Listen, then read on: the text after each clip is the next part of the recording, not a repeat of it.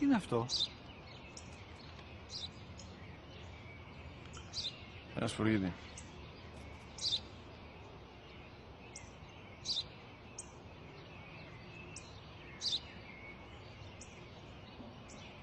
Τι είναι αυτό?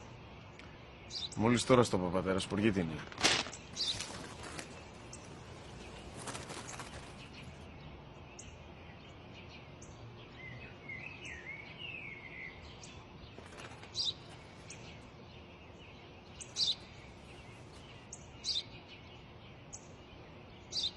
Τι είναι αυτό? Ένα σπουργίτη είναι, πατέρα. Ένα σπουργίτη. Σπου-γι-τι!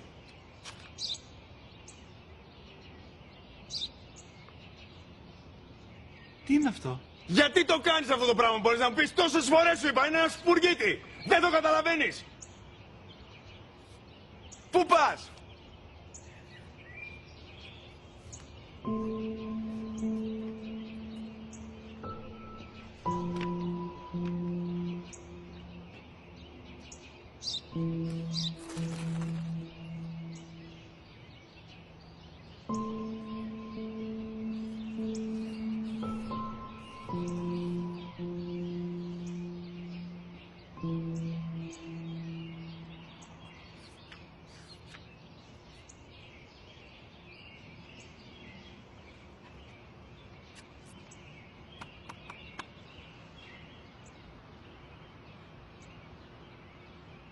Δυνατά.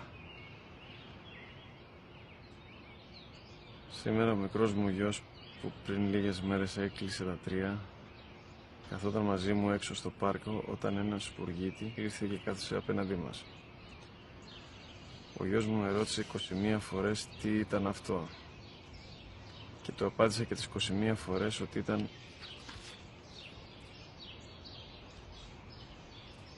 ένα σπουργίτη. Τον αγκάλιασα τρυφερά και τις 21 φορές που μου έκανε την ίδια ερώτηση, ξανά και ξανά, χωρίς να εκνευριστώ, νιώθοντας στοργή για το αθώο μου αγοράκι.